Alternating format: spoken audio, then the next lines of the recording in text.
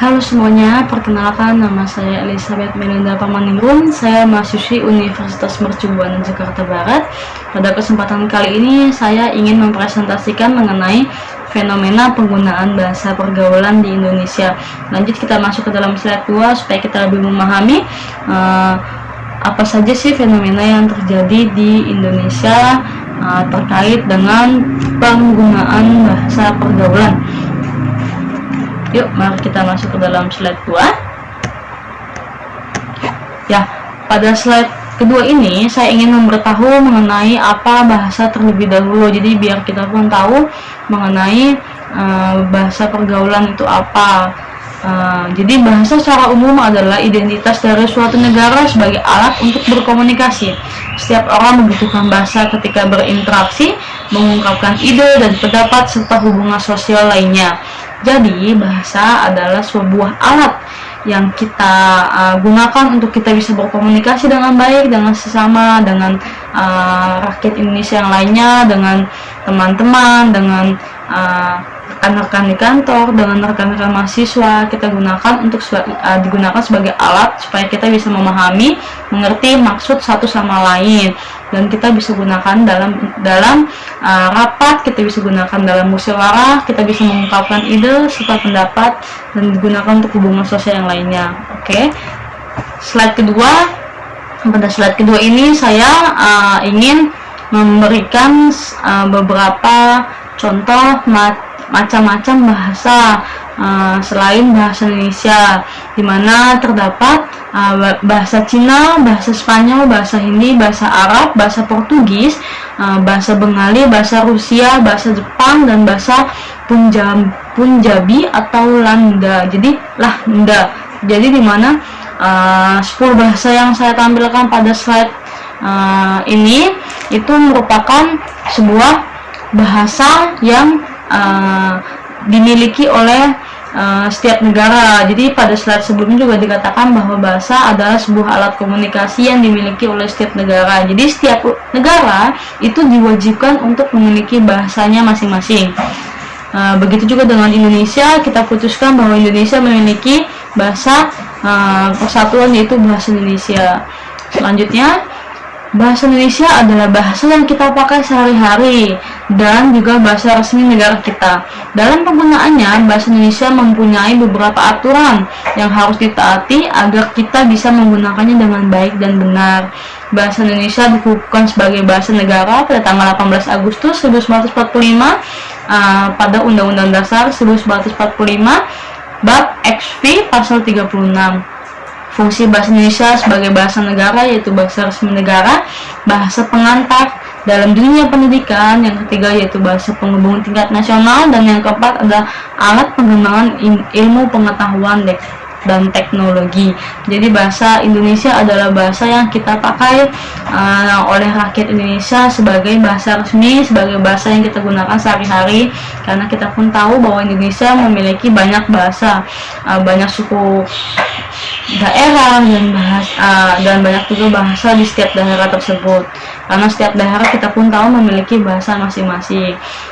Dan setelah tanggal 18 Agustus, sehari sesudah Indonesia merdeka pada tanggal 17 Agustus, para pahlawan kita yaitu Soekarno dan teman-temannya itu berunding, bermusyawarah, dan dia menetapkan bahasa Indonesia sebagai bahasa negara pada tanggal 18 Agustus 1945. Lanjut slide selanjutnya, kita masuk ke dalam bahasa gaul. Apa sih bahasa gaul terlebih dahulu? Jadi bahasa gaul adalah gaya bahasa yang merupakan pengembangan atau modifikasi dari berbagai macam bahasa, termasuk bahasa Indonesia, sehingga bahasa gaul tidak memiliki sebuah struktur yang gaya bahasa yang pasti. Sebagian besar kata-kata dalam bahasa gaul remaja merupakan sebuah singkatan, terjemahan, pelesetan, namun terkadang diciptakan pula kata-kata yang aneh yang sulit dilacak asal mulanya. pengungkapan makna menjadi lebih cepat yang sering membuat pendengar yang bukan penutur asli bahasa mengalami kesulitan dan dalam memahaminya. Jadi bahasa gaul itu adalah hasil dari modifikasi dari berbagai macam bahasa. Salah satunya mereka muncul dari perkembangan hasil modifikasi remaja-remaja dan juga golongan kaum muda, karena memang asal mulanya dia muncul dari hasil perkembangan setiap modifikasi berbagai macam bahasa yang dituangkan oleh generasi-generasi muda. Dan kata itu didapat dari singkatan, plesetan, ataupun terjemahan dari setiap bahasa-bahasa dari yang bahasa-bahasa yang menurut mereka merasa enjoy dalam menggunakan itu gitu. Lanjut, dalam pengembangan saat ini dapat kita lihat dan merasakan pemakaian bahasa Indonesia mulai bergeser digantikan dengan pemakaian bahasa anak remaja yang disebut bahasa gaul. Pemakaian bahasa gaul tidak hanya dipakai oleh remaja, tak jarang juga orang berpendidikan pun menggunakan bahasa gaul, baik dalam bentuk lisan maupun tulisan, baik dalam waktu formal dan waktu non formal, mengakibatkan penggunaan menjadi tidak baik dan tidak benar. Alangkah baiknya kita dapat menggunakan bahasa Indonesia yang baik dan benar sehingga keberadaan bahasa Indonesia sebagai alat nasional tetap terjaga. Bahasa Indonesia adalah bahasa persatuan. Jadi sebagai masyarakat Indonesia yang peduli dan menghormati bahasa nasional, kita harus menjaga dan melestarikan bahasa kita, yaitu bahasa Indonesia.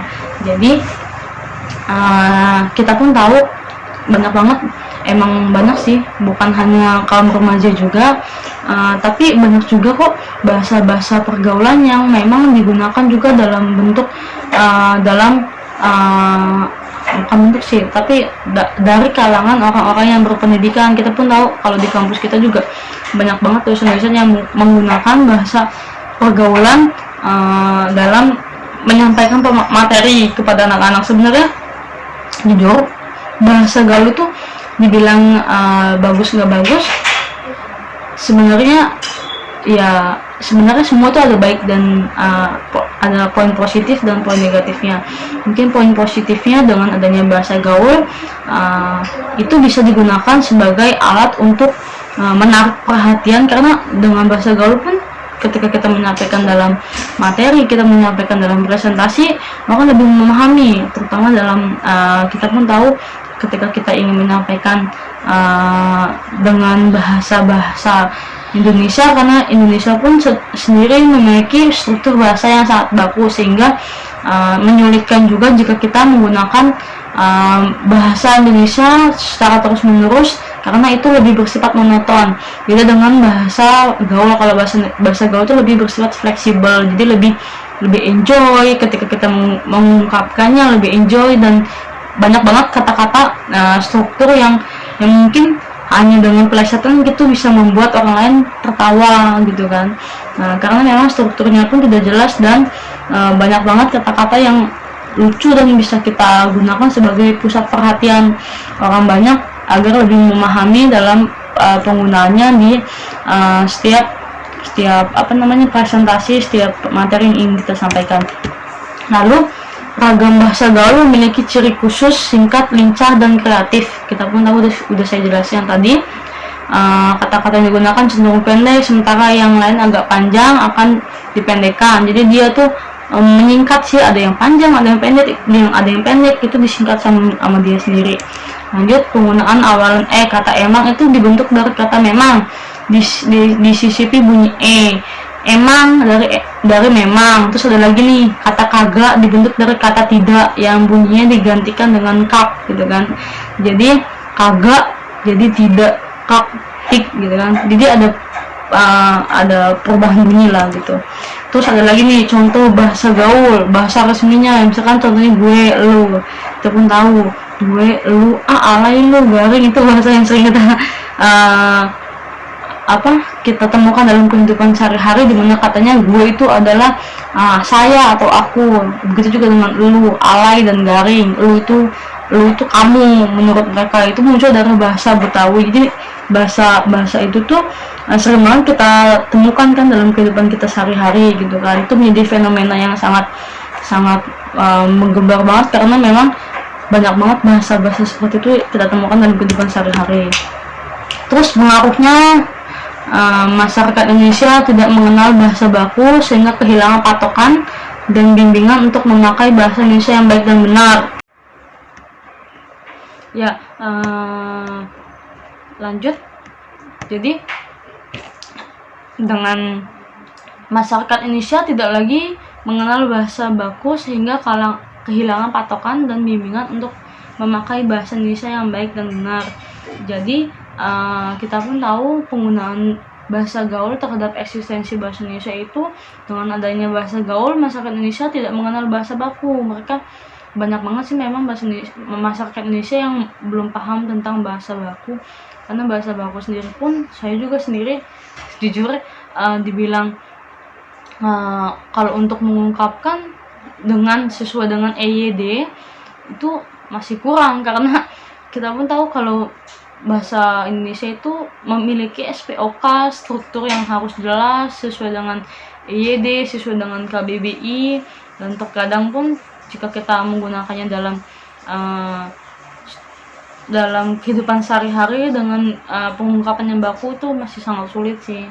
Terus masyarakat Indonesia tidak memakai lagi ejaan yang disempurnakan yang saya bilang tadi, yaitu EYD. Terus masyarakat Indonesia menganggap remeh bahasa Indonesia dan tidak mau mempelajari lebih lanjut karena merasa dirinya lebih menguasai bahasa Indonesia yang baik dan benar. Masyarakat Indonesia tidak terbiasa atau justru menjadi enggan menggunakan bahasa Indonesia yang baku. Sementara bahasa Indonesia adalah bidang pendidikan yang harus dipahami dalam melakukan berbagai pekerjaan, antara lain surat menyurat, pembicaraan resmi, dan lain-lainnya. Terus kesimpulannya pada kesempatan ini yaitu bahasa gaul memiliki pengaruh kuat terhadap perkembangan bahasa Indonesia. Umumnya dalam hal bertutur kata, bahasa yang digunakan oleh remaja ini muncul dari kreativitas mengolah kata baku dalam bahasa Indonesia menjadi kata yang tidak baku dan cenderung tidak lazim. Jadi bahasa gaul itu dia muncul dan memiliki pengaruh yang kuat, karena dengan adanya bahasa baku di dalam kehidupan kita, kita sebagai masyarakat Indonesia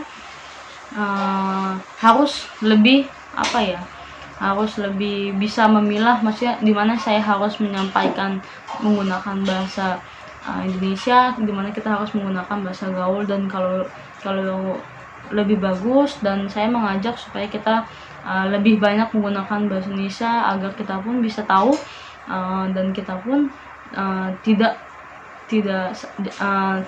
bisa mencintai bahasa Indonesia terlebih dahulu, dan kita bisa mengajarkan dan melestarikan kepada anak cucu kita. Boleh menggunakan bahasa gaul, akan tetapi hanya seringkali saja.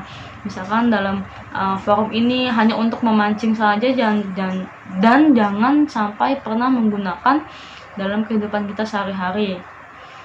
Begitu, itu saran saya. Lalu bahasa gaul sangat berperan dalam pembentukan kata yang digunakan di kalangan remaja karena penggunanya bersifat fleksibel. Tadi pun saya sudah katakan, walaupun bahasa gaul itu bersifat fleksibel, lebih bersifat enjoy, lebih bersifat santai dibanding bahasa Indonesia yang terlalu baku, dan kata-katanya harus memiliki SPOK, struktur yang harus jelas, tetapi kita harus tetap mencintai bahasa Indonesia, karena pun kalau kita terlalu menggunakan bahasa gaul, kita tidak memiliki sebuah struktur, tidak memiliki sebuah kata-katanya jadi bersifat abstrak, karena memang dia tidak memiliki struktur. Dan kalau bahasa Indonesia, kita pun tahu bahasa Indonesia adalah bahasa nasional yang kita harus jaga, dan itu adalah bahasa yang kita sudah yakini dan kita harus melestarikan kepada anak cucu kita. Sekian presentasi dari saya, kurang lebihnya mohon maaf. Selamat siang dan terima kasih sudah menonton video ini. Terima kasih.